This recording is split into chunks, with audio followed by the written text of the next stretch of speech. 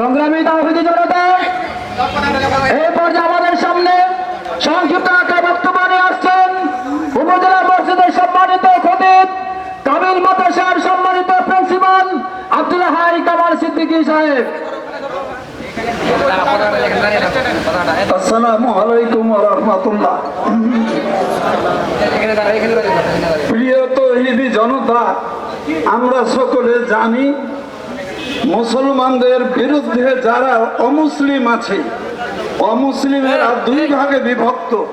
একটা হলো নিরীহ অমুসলিম, যারা আল্লাহ পাকের রসুল, যারা কোরআন শরীফ, যারা ইসলাম ধর্মের কোন ধরনের ক্ষতি সাধন চাই না, ওরা আমাদের কাছে আমানত।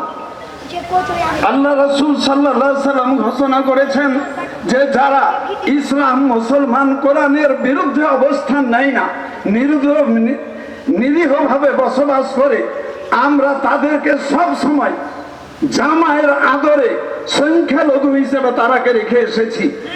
কোনদিন বাংলাদেশের মুসলমান অমুসলিম সংখ্যালঘুদের উপর অত্যাচার করেনি, কিন্তু যে সমস্ত অমুসলিম মুসলমানের বিরুদ্ধে, ইসলামের বিরুদ্ধে, কোরআনের বিরুদ্ধে, আমার নবীজির বিরুদ্ধে অবস্থান নেয় এবং কটূক্তি করে, আমরা তাদেরকে কোনোদিন ছাড় দেব না।